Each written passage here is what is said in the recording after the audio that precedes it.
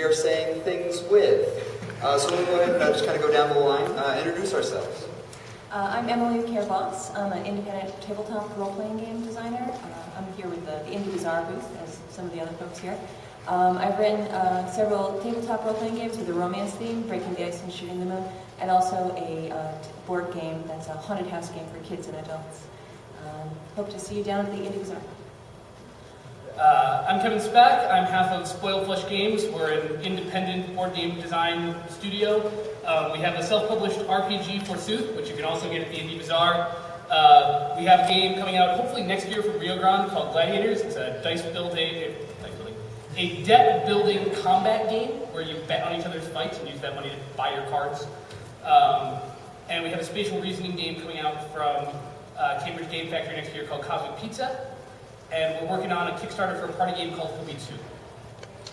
I'm the other half of Spoiled Flesh Games, so our resumes are pretty much identical. Additionally, I'm a game writer and game designer for the Engagement Game Lab here in Boston. We do games with a civic bent to get people involved in community service or community planning and that kind of stuff. So I think it's cool. I'm Daniel Solis. I'm a game designer and art director by day. I have designed and published through Evil Hat 2 games for kids and families. This is Dope Tokens of the Flying Temple, a storytelling game for teens. This is Happy Birthday Robot, a storytelling game for younger kids. And in addition, I'm the lead art director on the new Firefly role-playing game, and I just sold my first card game to Dice Hate Me. Look for Bell of the Ball on Kickstarter in August.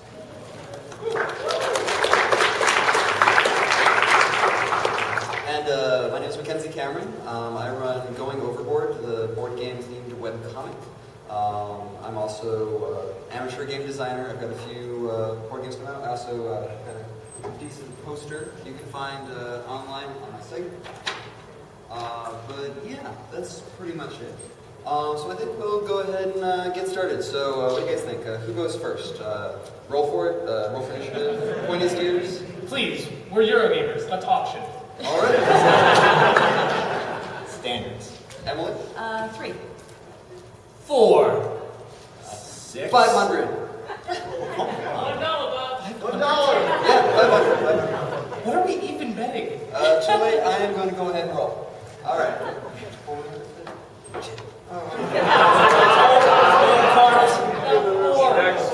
Four. All right. That's 4. All right. What do I got? Seriously, we're doing a roll and move game? Yeah, that's great. Board games and media. All right, that's appropriate. So board game culture, a place where we all start as level 1 characters with no class, on our way to our destination cards, where farmers do it laying down, and nobody looks at you funny when you try and get wood for sheep. As board gamers, we have a love of some particular types of things. Laminated cardstock, starting player tokens, drafting mechanics, farming, meeples, and minis. We're out there every day, saving the world one wooden cube at a time. Personally, I encountered board games, and I mean like the good stuff, not the crap Hasbro puts out, about 5 years ago. It was kind of a surprise. We were supposed to be playing Super Smash Brothers, but instead we were growing indigo and coffee in Puerto Rico. A thrilling evening of prospecting when you know your friends will settle for less. Cool, a couple laughs, that's awesome. Alright, but you know, if board game culture was just that, just people getting together playing board games, that'd be fantastic. I mean, who needs anything more than those moments when everyone else is in the brig and you reveal that you've been a Cylon since turn 1.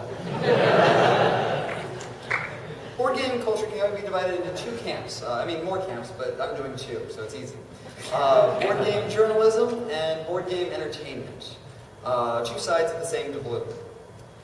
Board game journalism is primarily an answer to questions. I mean, if you've got questions like, what's new in board gaming? You go to places like Purple Pawn or Game Bugle, or even the board game subreddit. Since I do a comic, I'm constantly looking for like what's new. And I mean, any day of the week, something's new on the board game subreddit. If you guys have other questions like, is Game X any good? I mean, Tom Vassell reviews hundreds of games on the Dice Tower. I mean, if he hasn't, I mean, every game has a review somewhere. And then the important questions, like, can you take the same action twice in Shadows over Camelot? Or is there some critical information missing from the Traitor's Tome in Betrayal on House on Hill? Stuff like that. You go to Board Game Geek, where people have encountered all sorts of those sort of issues or have all sorts of questions, and that's where we discuss it together as a culture and kind of help each other out when in times of board gaming need. And why is all this information important? Because, in a way, board games are kind of like settlements. They take a lot of resources to make happen.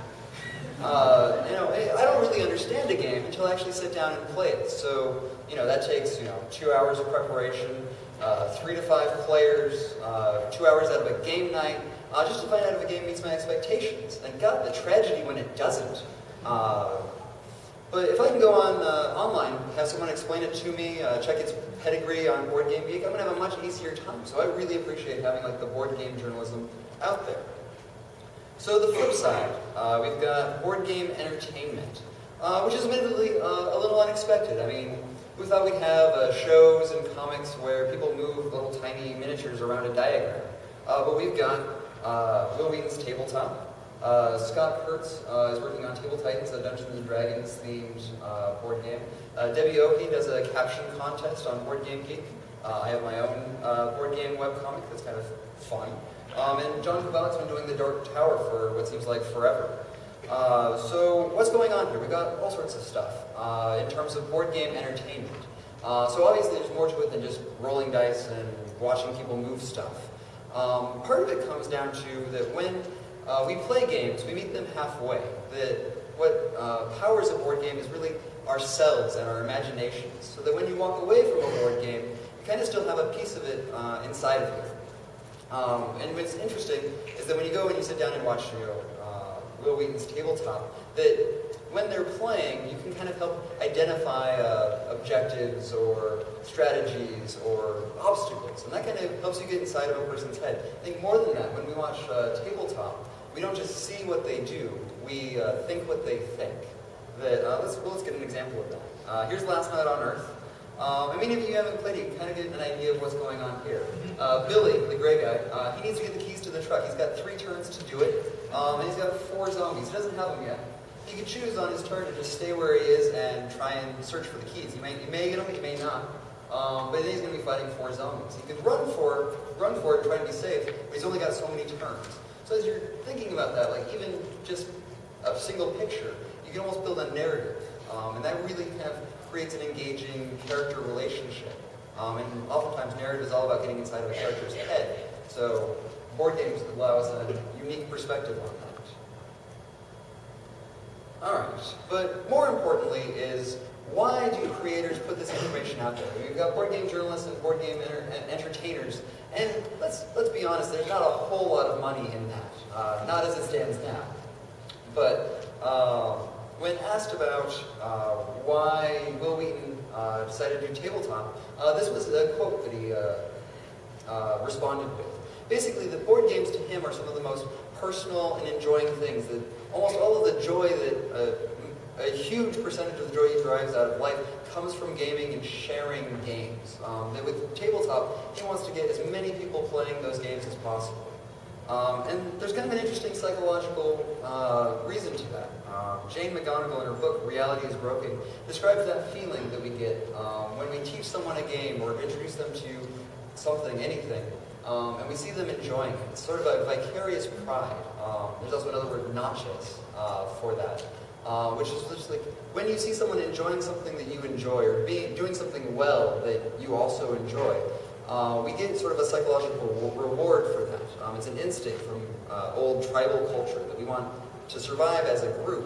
And as a result, the brain rewards us for getting other people interested in the things that we're good at and the things that we're interested in. And that's kind of why we're all here at this point. I mean, we're at PAX because we love games. Because board games are awesome and board games are a lot of fun. So we want to share that with as many people as possible. Alright, that's my bit. And I'm back. I guess since that's my seat, so Emily would go next. So go ahead, roll the dice. There we go. Yeah, there we go. We got it. All right. Wait a minute. 2. That's a 2. Okay. Uh-oh. Skip a turn. Skip a turn. Yeah, Who designed this game? yeah. Yeah. All right. 3.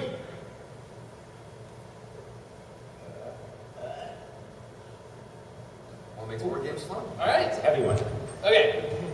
So why the heck do we play these things in the first place? I think that's kind of obvious. Like Mac just said, they are fun. Yeah, but what the heck does that even mean? We use that word all the time, but it can mean a ton of different stuff. Like, a roller coaster is fun, Yeah. So is a party. or a chess game. Isn't that cheating? Chess is a board game. It's a 2-player abstract. Does that really count? It totally has a theme. It's war themed. That is bullshit, and you know it. No. You have the king. You have to get the king. And a magical flying castle, and You just have no imagination. whatever. So, assuming that chess does count, what do all these things have in common? Well, they're kind of the moments where you don't feel dead. When you set aside your everyday life and become completely consumed by the joy of what you're doing. To put it another way, fun isn't just anything. It's not any pleasurable experience. It has to make you a part of it. The term we tend to use is enthusiastic engagement. Right. So, okay, when you strap yourself into a roller coaster, how does it engage you? It starts by cranking up that hill, and the whole time you're watching the ground get further and further away, thinking about that drop you're about to take. It engages you with suspense. And then, once you get over the hill, it rockets you with hairpin turns, flips you upside down, puts you in situations that your body instinctively thinks is dangerous. It engages you with thrills. And that kind of thing can be replicated by board game design. I mean, think about when you're playing Pandemic, and you're flipping over your next card, and the whole table is going, not Shanghai, not Shanghai, not Shanghai.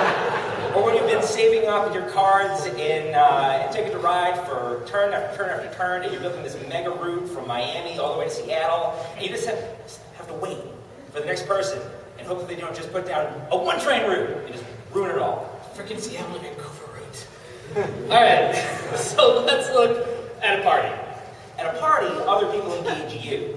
You try to make them laugh, they make you laugh, you're trying to impress each other. It's social fun. Now, most board games have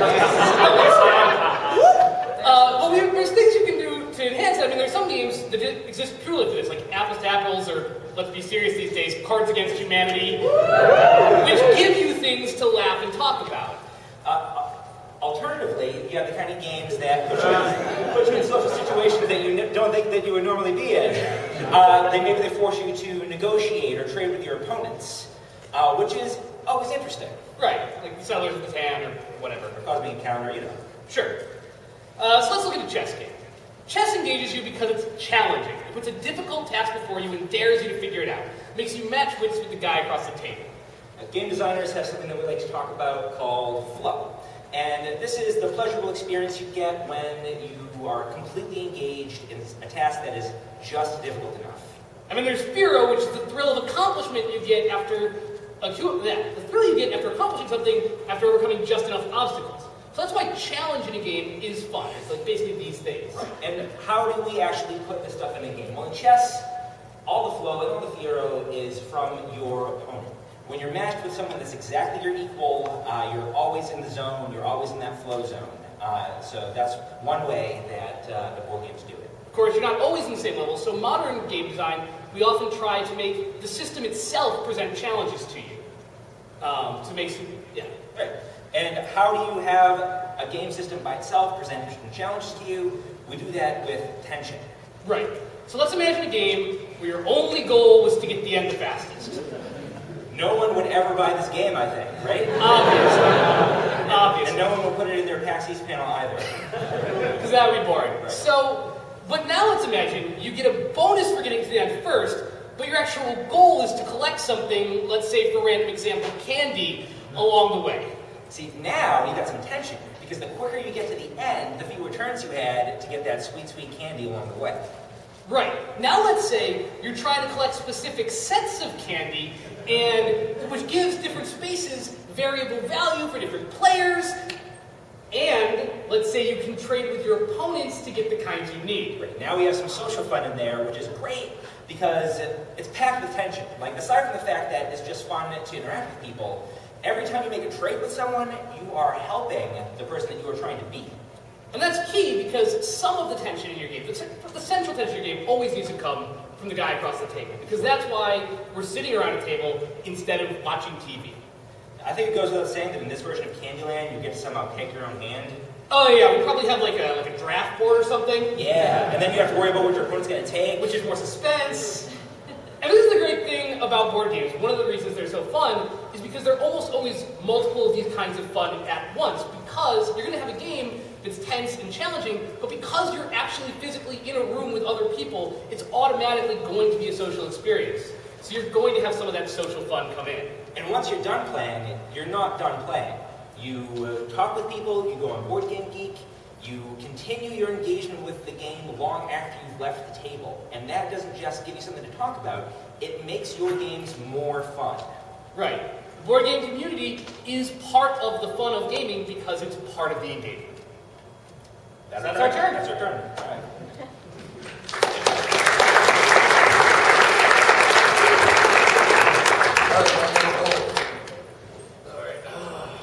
What am I rolling? That's a 3? 3. No. 3. It's a 3. Let's see what you got. Yes. You all see that? It's a 3. All right, there you go. What makes board games unique? What does make board games unique? Tell us. I will. All right, we're going to reuse this one image a lot. That's PAX, what, last year? It's like the first image that comes up when you Google PAX East board games. Like, So this is an interesting question in this space in particular because primarily PAX is about video games and video game culture. Primarily, you'd be surprised, but there's this burgeoning, growing section of tabletop fans that are gradually kind of like an amoeba spreading across the expo hall, and I think it's great. So why? Why is that? We have all these video games out here with high-res graphics, amazing sounds, flashing lights, all the sensory stimulus you could ever possibly want. So why are we sitting down at a table pushing cubes around? Like, what is it about that? What is that that engages us? So really, speaking as board game designers, we really have to kind of ask ourselves, what is it that is unique about our medium? And coming from an art history background myself, we can kind of look at some examples of this. So say you're looking at a painting around the Renaissance era. You can probably judge the quality of a painter's skill by their ability to accurately represent reality.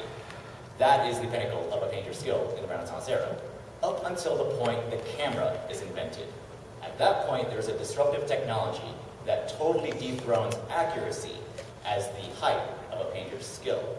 So how do painters respond? Well, for about 50 years to 100 years, they just had no idea. Because now, just because you can accurately represent still life, so what? I can do that with a push of a button. And especially with color, I can really do that now. So for about 50 years, painters had to analyze what it was about their medium in particular that made it unique. And in the process, they explored abstraction. And gradually you got things like Picasso for Cubism, or Jackson Pollock for abstract expressionism. These are things that paint does. And that's the reason that they explored that space was because there was a disruptive technology that forced them to do so. By the same token, we can kind of look at what makes board games unique in that regard as designers. We can say, all right, we can see that there is a huge screen here in front of us that is blasting us with sound and light and all sorts of stimulus that we can't possibly evoke out of a piece of cardboard. But that's okay. There are other things that board games do well that no other medium can do. And there are three things that I think in particular make board games as a medium unique. One is intimacy, two is abstraction, and three is access. I'll talk about intimacy first, and hopefully no one has any intimacy issues. When I say intimacy, and we've kind of talked about that a little bit, when I say intimacy, it's not about spectators, it's not about crowds. You compare board games to, say, pro sports, that is all about de-individualizing yourself among a crowd of spectators or de-individualizing yourself among a team of players. Even if in individual sports, you're standing as a representative of the trainers, the sponsors, all the people who back you, the fans. any brands that have supported you, there is an element there that is distinct from board games where it's really, there are no de-individualizing elements there. There are no barriers, no helmets, no flags, no uniforms, unless you're like esports or something. It's just you, face to face. Sometimes a group of people, either competing against each other or working together.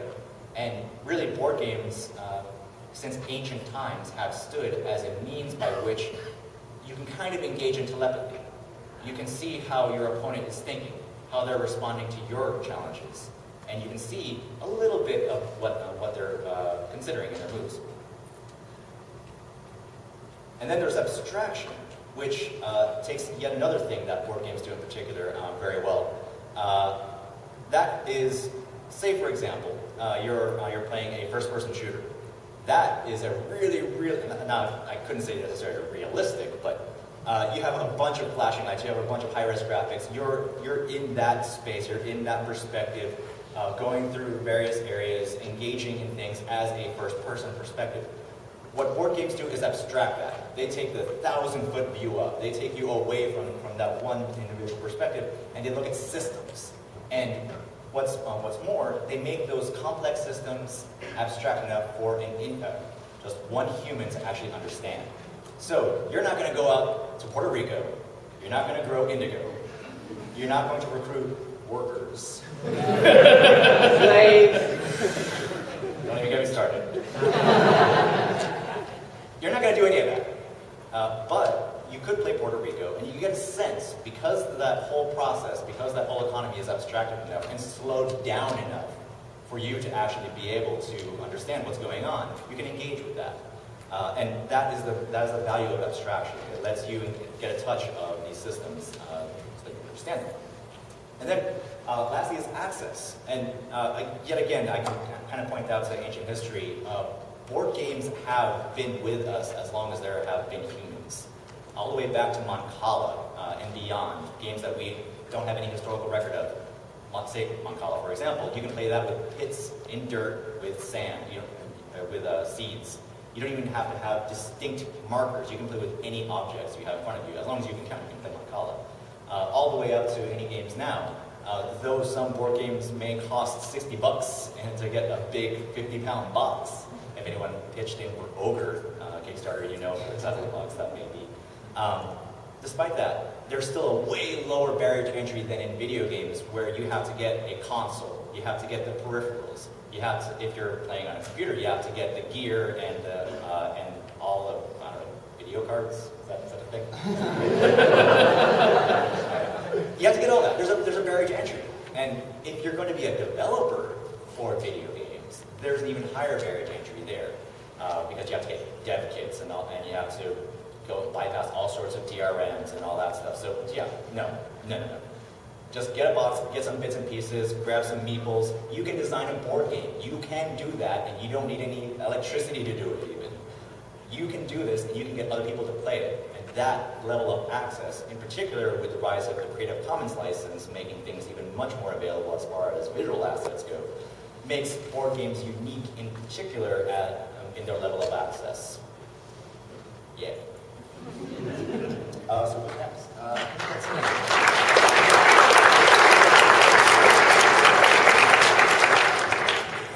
all right.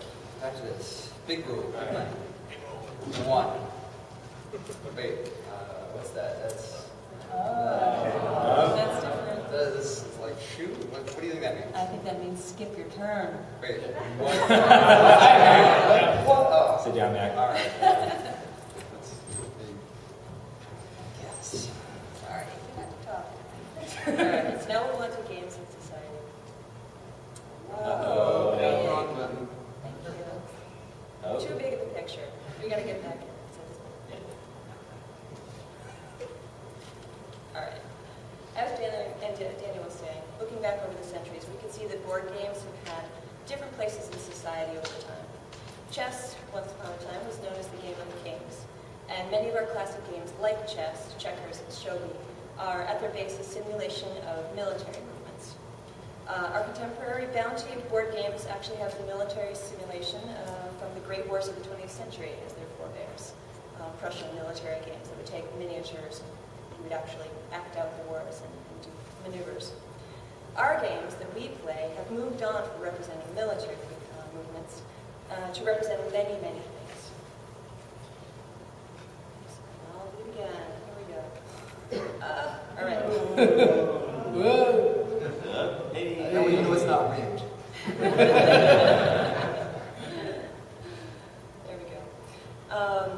From settlement of towns in Settlers of Catan to transportation lines and Ticket to Ride, to exploring a town and overcoming supernatural forces in Touch of Evil. But regardless of what it may represent, each game is a system. This is a definition of a system from Rules of Play by Salem and Zimmerman. A group of interacting, interrelated, or interdependent elements that form a complex whole. Each of these games does that. Each board game has tokens, a board, perhaps cards or other elements, and a series of procedures which, if followed, basically comprise the game. The procedures are the rules, and they interact with the physical elements through the actions of the players. We also use rules in society to structure our lives, the laws of the road, the penalties to enforce environmental regulations, and cause and effect, benefit, and penalty are modes of communication that basically bound our lives on a grand scale in rules and laws, as well as in miniature on board games. Okay, well, let's just go there. Board games are used by teachers as a form for students to grapple with different types of systems and things that they're learning as a system on a small scale. Whether they're learning history or science or game design 101, a board game, cards, and dice are simple tools for learning that for you to learn how to create your own system. Often in video game design, as there was a panel earlier this weekend that did that, board games are used as the starting place for teachers to start with students to teach the nuts and bolts of game design. The inputs and outputs that you control give you a powerful modeling tool to craft emulations of the real world in an accessible fashion. Okay. All right, now how do I move down to this? Yeah, that's what I did. All right. That's probably the last one you'll get. Oh, okay. That's how it is. Awesome. Some games are harder than others, and they seem simple. Some games use this aspect to inform players about the real-world issues through play. A large-scale educational game that was created by the Buckminster Fuller Institute in the 90s was called the World Game. The board was a highly accurate map of the world, which was blown up and was actually made to fill an entire high school auditorium floor. We actually, as individuals, represented a fraction of the population, the world's population, and we were the meeples. We stood on the floor and we moved around to needle the piece. Dozens of people were gathered to play, and resources were given to each country allocated unevenly along the lines of real-world imbalances.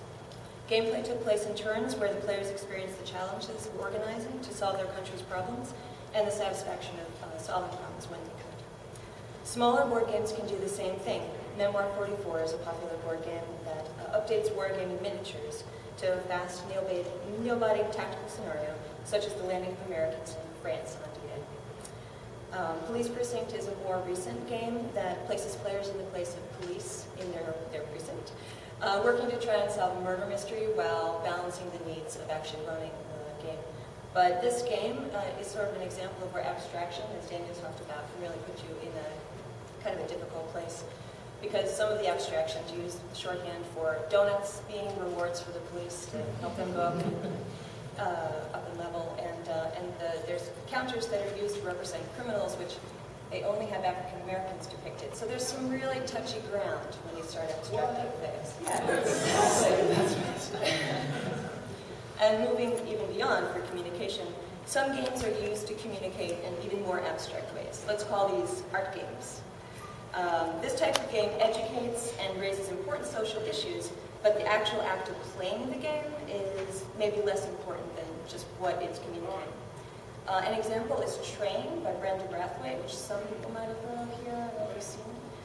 A few there. It's a fairly simple board game on its face. Basically, you have the task of moving cargo from one place to another and by train car. But slowly over time, you start to realize that your cargo is human beings, and the destination is concentration camps, and so you realize that what's being simulated here is the movement of humans by Nazi Germany to find a solution. So that's an example of a game that you don't even have to play it to understand it, to get what's communicated. And in fact, you can't play it. There's one copy of the game, and it's exhibited in art museums and game design exhibits. So that's definitely an example of a game with a system that's used to communicate more by what it communicates rather than the gameplay. And this brings up a major tension when you're talking about educational game design. So we'll probably talk to us a lot more about that. But how can you give someone a lesson, for example, genocide is bad, yet still entertain people and keep them engaged with the activity? How do you predict what their experience is going to be with the game, and what are they looking for? Are they looking for thrills? Are they looking to be educated? Or do they just want to kill orcs? I mean, there's such a broad range of what people are looking for and what their expectations will be that the real takeaway of game design is trying to figure out what it is you're trying to communicate, if anything, even if it's just killing orc rules, or if you have a broader communication that you want to make. How do you frame that in such a way that it engages people, entertains them, brings them to the level of education and to the message that you want to express, while making the experience one that matches what you'd like them to have. So that's it for me.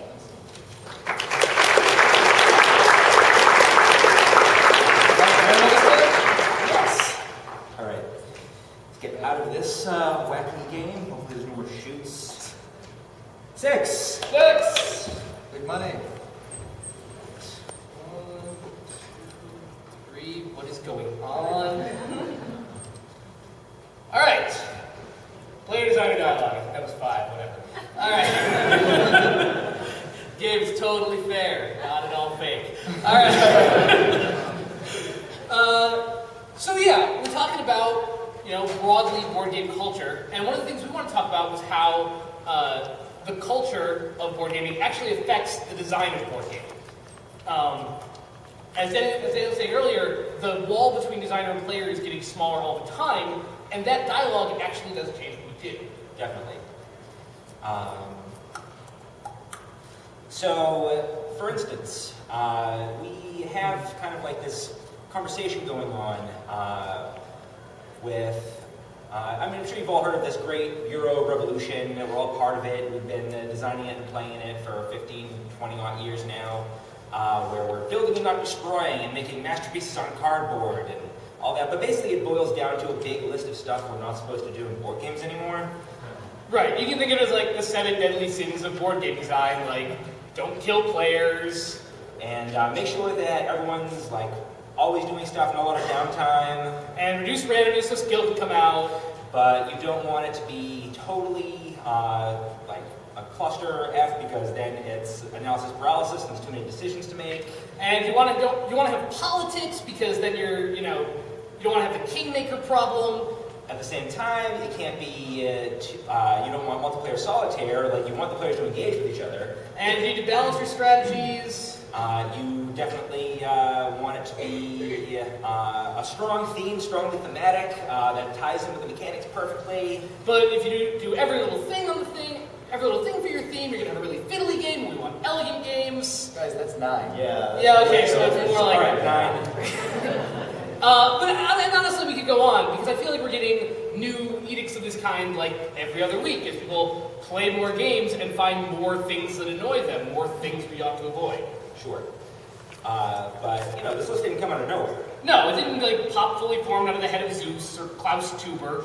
It came because designers tried new things, players liked them and gave names to them, and that started the dialogue. Or because players got annoyed about something and told designers, and because designers are players too, they listened. And this dialogue doesn't just come in telling us what not to do. It also gives us a lot of freedom to explore. I mean, if you think about it, there are a lot of game cultures out there that revolve around one game. If you think about Dungeons & Dragons, or Magic the Gathering, or Warhammer, These are games where there's a big culture around one game, and that allows those games to be, if you think about it, kind of staggeringly complex. Like, on a complexity level, Magic the Gathering makes Agricola look like Chinese checkers. But it's okay because you're introduced to that complexity gradually. Every new D&D supplement or Magic set layers more complexity onto an existing knowledge base. Board gamers, we're not like that. We're not what you'd call monogamous. Alright, that's bad. But yeah, we play a lot of games, so we don't develop a knowledge base in the same way. But in some ways, all these different games do help us build a knowledge base. They help us build a language, a shared group of mechanics, a lexicon of mechanics and ideas that we carry from one game to another, even though those ideas aren't identical. And that lets us get to more complex and interesting games. I mean, when El Grande came out in 1995, no one ever put a point track along the outside of a board. Now, you're required to put one there by law, and most of your players will immediately know what it means. When El Grande came out, no one had heard of an area control game either. Now, I can tell you I have a blind bidding auction game with area control and role selection mechanics, and there are many people who will believe I am speaking English. And they will ask if it's on a modular board. Which it would be. And so with this, the reason this happens is because we are all leveling up together as a community, and we have this shared base of kind of a canon of games that we keep coming back to that we can build on. I mean, this matters because once you've heard the term worker placement game, you're a lot more likely to design a worker placement game. And it also lets you take things to the next level. Like, Martin Wallace could design A Few Acres of Snow because he knew you'd already absorbed the concept of a deck builder by playing Dominion. And as a player, I love this. As a designer, I really love this because it means that, as far as I'm concerned, every year the games that come out are better. They are a better crop, building on what we've done before. It's this great sense. Sense of the butt coming. However, we run a risk, and I think that we should be cognizant of that risk, of actually designing the players out of our game. We have this great shared lexicon that we're developing, but at the same time, this language becomes a barrier to people that might otherwise jump into a game. You get these closed circles of elites that are able to speak this language, and people start designing for them, which is fun, and I think we do need these people because they're tastemakers and trendsetters and fashionistas. That's right, all of you board game geek people, fashionistas. But as I said, the risk comes when you're designing strictly for this group. Do I have more slides? Totally. Okay. Now there's a opportunity here too. Every year, players tell designers, give us something better than the year before. Give us the greatest game ever. Turn my world upside down. I never want to look at board games the same way again after I play your game, which is cool. But what if we also ask designers, who's going to design the next great gateway game that's going to bring more people into our hobby than ever before? And I think in many ways, the next great game could be both. It could be completely innovative and yet a great gateway game. And a lot of our tempo games and introduction games that get played over and over again, like Catan and Carcassonne and Dominion 2 now, are just this. They're extremely innovative and yet are something that pulls people in. And I think we're seeing this philosophy showing up in the community. You have the Spiel des Jahres. We just saw it on El Grande. It's the game of the year. Yes, I'm the game of the year. This is good. But now, we have the Kennerspiel, the best gamers game of the year. So we can pull that one aside. And we have the Kinderspiel too, which is the best kids game too. I think, Mac, you work at a game store, right? I do a game. You probably taught a lot of games. Yeah. Do you want to come up and talk about teaching? Oh, I'll keep it quick. I'll see the rest of my time to the man with the beard. Beards are awesome. But yeah, kind of talking about that, like I teach board games at the Eureka Puzzles down in Brookline. They're actually, they have a booth down in the tabletop area. But it is kind of interesting seeing like the kind of division of games. We've got like a lot of really young kids that you can tell when they've played, Catan through Dominion, and then they kind of introduce them to the next game. No, I'm not talking about like kids like high school students. I'm talking about like we've got a couple 8-year-olds that can consistently beat me at Puerto Rico. And I'm not bad at Puerto Rico. I rock, but they're really good. Taught them too well. But yeah, so when you have those sort of games, like it kind of builds a culture in and of themselves. Like oftentimes you'll get gamers that kind of play like a series of worker placement games, and that kind of creates like a culture that centers around that genre.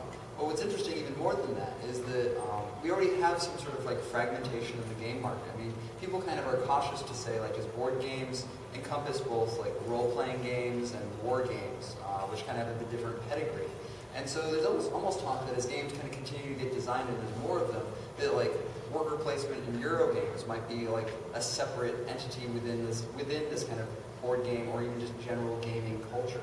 I mean, I know even some like Fantasy Flight with Arkham Horror, they've got Arkham Horror for like kind of their top like most advanced game, but then beneath that they've got Elder Sign. There's some unsubstantiated rumors of like a midway game to kind of get people like from one to the other. Yeah, the unsubstantiated rumors. But, so there's kind of some interesting talk about like what, as a lexicon of gamers and where we're going with culture, where we'll be going. And that's not necessarily a bad thing. It mostly just means that there'll be more games. And we like games. All right. You can take or leave them. All right, Daniel, it's your role. Let's get at it. Yeah. 5. Yeah, there we go. Future. That looks like an all. So we've got some ideas of like what the future of board gaming might be like. So who's got some interesting information for us? I can just really quick. All right, keep going. Right. All right. Future of board games. I think the future of board games is getting more board game designers, and I think what's helping with that is the rise of print on demand and Creative Commons licenses. Both of those technologies and kind of advancements allow more people to approach the board game craft, and we can get more voices and more diversity in that community. Kevin, are we boring you? You just Oh, I was playing some Stone Age on my phone. No, So let's more. No, I think that one thing that we're seeing a lot of in the gaming world now is iOS games or mobile gaming in general, but board games coming to the digital world. And I think that's going to be a trend that keeps happening because these mobile devices turn out to be a really great tool for teaching games.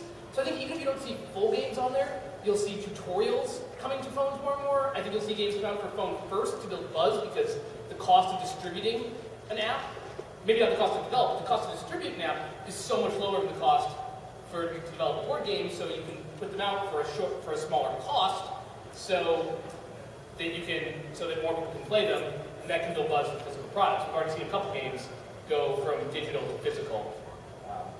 That's it. And I think I'd point the finger to technology, like the digital printer. There's one on display here at PAX East this weekend. And I think you've got one. I desperately trying to figure out how to make money out of that thing. But there's somebody in my community who has one, and already he started taking orders. We played a LARP a couple of weekends ago, and a friend said, I need these manacles for this costume. And he said, I'll work on that. And 2 days later, he came back with these amazing, elaborate things that hadn't existed several days before. And so what that opens the opportunity to is not only people with the printers creating them, but eventually they'll be more available, but people can design things. So it might be like patterns back in our mothers' and grandmothers' day. You'd sell a design for a dress instead of a dress. We could sell designs for things that we could print. And that really opens up whole new avenues for people to create and make games. And now print and play can involve sweet minis instead of just cards I have to cut out all the time. And it's kind of interesting too. I mean, Daniel's talking about, I mean, with the printing on demand, we're almost taking kind of some of the distributing out to let like designers kind of get closer to their players, and then I mean that's even manufacturing out. So I mean, in a way, like we're almost getting to a point where you can have a designer just print out games per person. I mean, your own custom board game based on kind of specifications. So it seems like that there's a possibility there that we'll get more smaller versions of games that's more varied. And it'll kind of create, like, again, those kind of cultures that kind of center around singular ideas or singular types of games. All right, so that's the future. That's kind of the weird dystopian question of the future that we have got for ourselves. All right. Where's Kickstarter that? I think we have time for a couple questions, if we've got some. This guy right here. What role